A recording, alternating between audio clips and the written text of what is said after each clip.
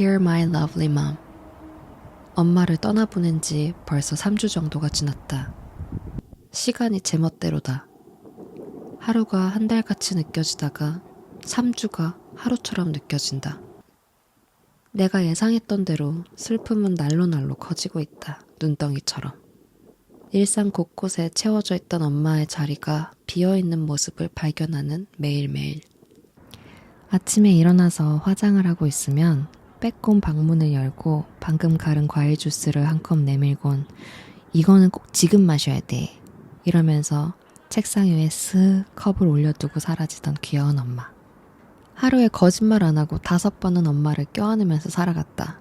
일어나서 설거지하는 엄마를 등 뒤에서 껴안고, 일 갔다 온다고 껴안고, 일 다녀왔다고 껴안고, 엄마 지금 너무 조그매, 너무 귀여워 라면서 껴안고, 잘 자라고 껴안고, 엄마를 언제라도 잃을지 모른다는 걸 알게 된 순간부터 더 그랬던 것 같다.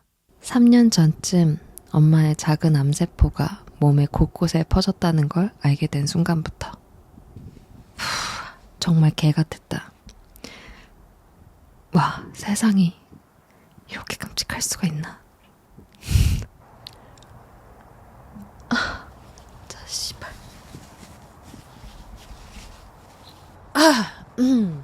대책 없이 해맑고 사는데 별 어려움을 못 느끼던 내가 세상의 잔혹함을 온몸으로 깨닫기 시작했던 순간이었다. 아마 이때 내가 ENFP로 바뀐 것 같아. 저렇게 귀엽고 사랑스럽기만 한 엄마를 세상은 잔인하게 굴복시키려는 것만 같았다. 엄마 손잡고 함께 병원에 가서 말기암이라는 소리를 듣고 항암 절차에 대한 교육을 받고 돌아온 다음날 아침. 창문을 열었는데 정말 눈부시게 아름다운 화창한 날씨를 보고 진짜 족같네 읊조리면서 펑펑 울었던 기억이 난다. 세상은 정말 얄짤이 없었다. 무교인 내가 그 어떤 신을 마주할 때마다 아무리 빌고 빌어도 엄마의 몸은 오히려 특이 케이스로 더더욱 안 좋아져만 갔다. 내가 무교여서 그런가? 엄마와 나는 유난히 사이가 좋다. 어릴 때 내 별명은 엄마 껌딱지. 베란다 창밖에서 엄마가 집으로 오고 있는 게 보이면 선민이 엄마! 하고 크게 불러 제꼈다. 그냥 엄마라고 부르면 자기 부르는 건지 모를까봐. 유튜브 영상으로 보신 여러분들도 있겠지만 엄마랑 둘이 여행도 자주 가고 데이트도 자주 하고 쇼핑도 가고 산책도 가고 시장도 가고 보는 사람들마다 엄마랑 어쩜 그렇게 친구처럼 잘 지내냐고 얘기했었다. 엄마의 친구들은 나 같은 딸이 있는 엄마를 부러워했고 내 친구들은 엄마 같은 엄마를 둔 날 부러워했다. 물론 엄마의 꼴보기 싫은 점도 많았다. 가령 같이 걷다가 내가 신발끈이 풀려서 엄마 잠깐만 하고 신발끈을 묶고 있으면 이미 10리는 앞으로 걸어가고 있다든지 내가 자라에서 산 앞뒤로 훅 파진 옷들을 보여주면 옷 같은 것 좀 사라고 무시를 한다든지 본인이 어떤 걸 싫어하면 그걸 반복적으로 말해서 나한테 뇌새김을 시켜준다든지. 그래서 나는 엄마가 뭘 좋아하는지, 특히 뭘 싫어하는지는 엄마 본인 그 이상으로 잘 알고 있다.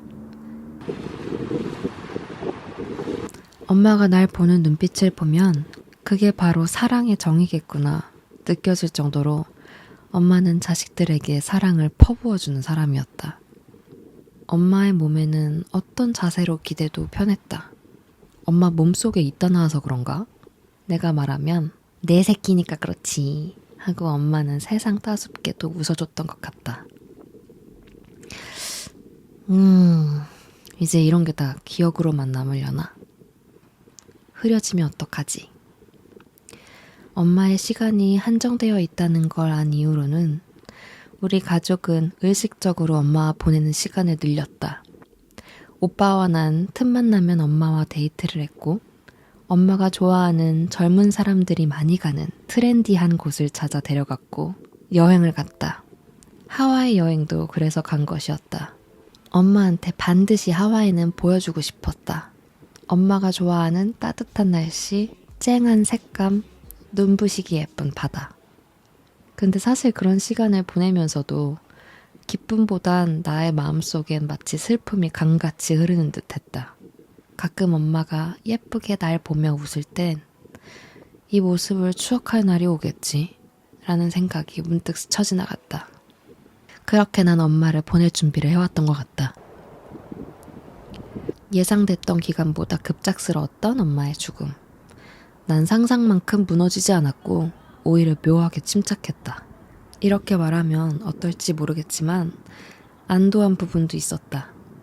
엄마가 떠나기 전에 너무 많이 아플까봐, 엄마가 그렇게 싫어하던 병원에서 오래 고통받다 갈까봐 난 사실 그게 더 두려웠다.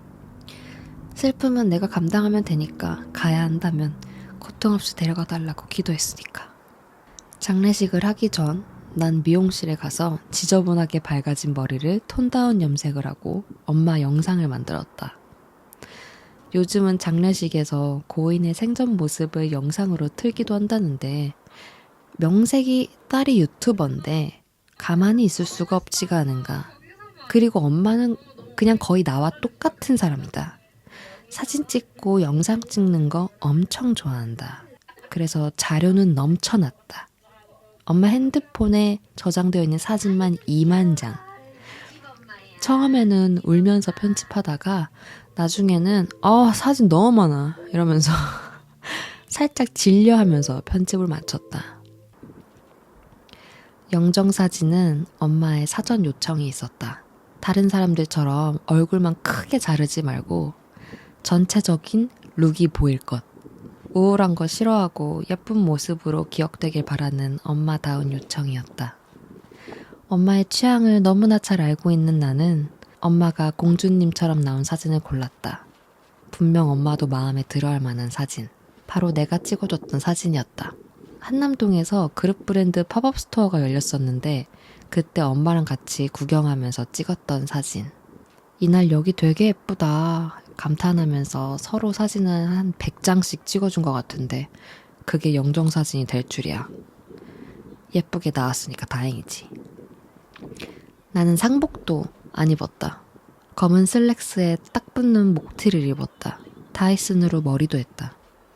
장례식에 온 친구들이 아니 너 상주가 이렇게 스타일리시하게 입고 있어도 되는 거야? 이렇게 장난스럽게 물었는데 우리 엄만 내가 잘 알아.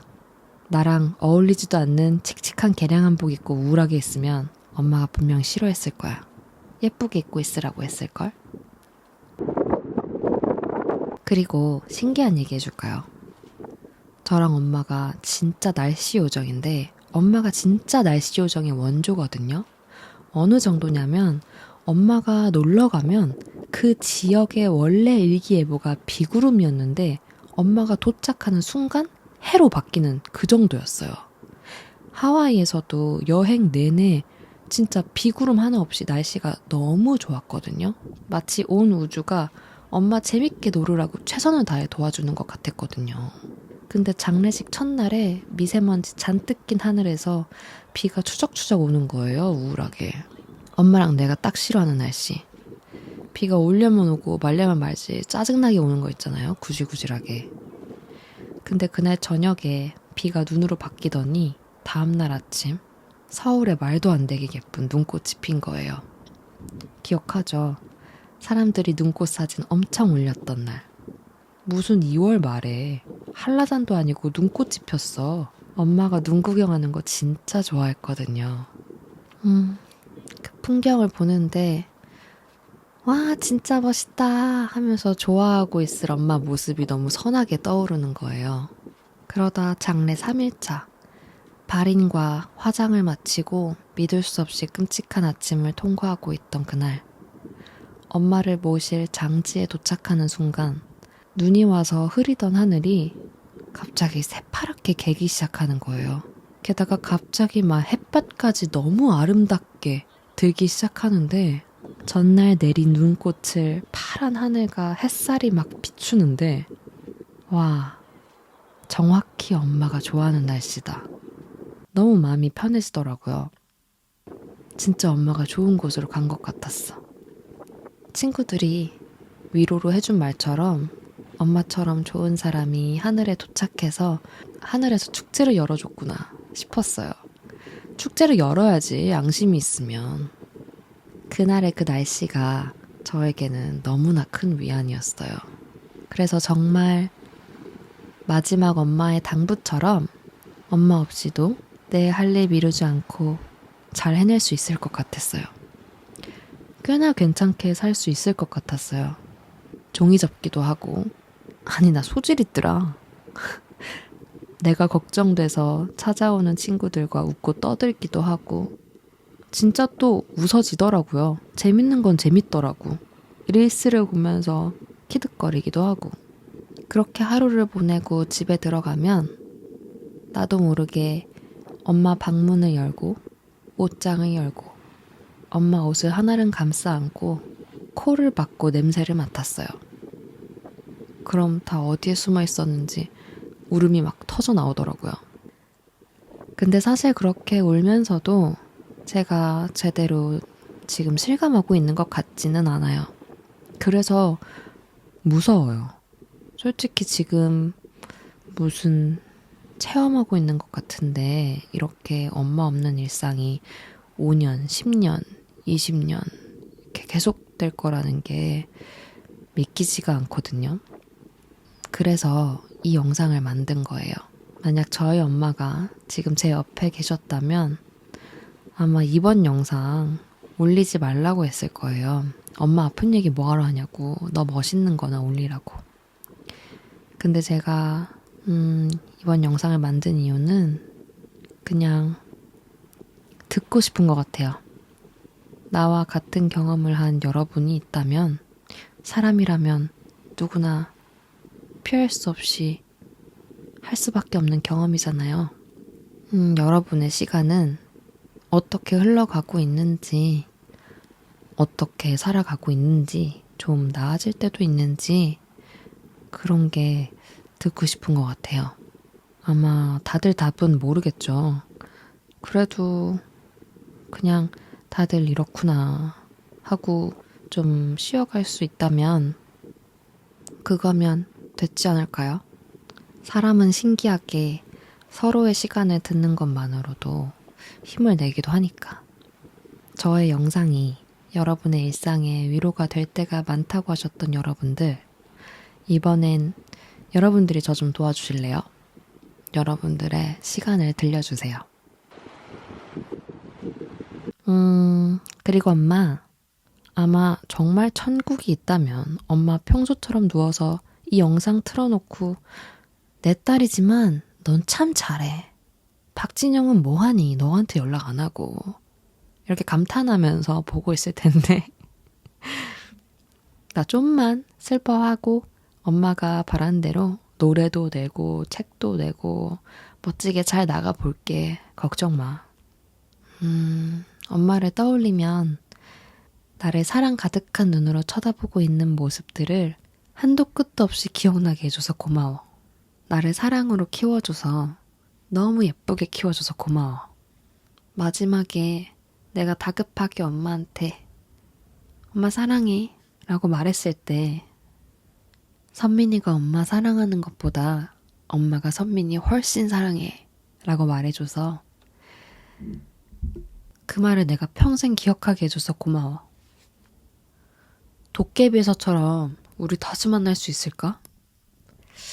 원래 천국 같은 거 믿지도 않았고 피곤하게 사후세계는 무슨 이번 생이면 됐어 이랬는데 엄마가 기쁨만 느낄 수 있는 곳이라면 천국이 됐든 뭐가 됐든 있었으면 좋겠다. 엄마 다시 만나게. 다시 그 조그마한 어깨 내가 품에 쏙 하고 안을 수 있게. 쪼꼬미 엄마 사랑해. 영원히 영원히. 나중에 봐. 안녕.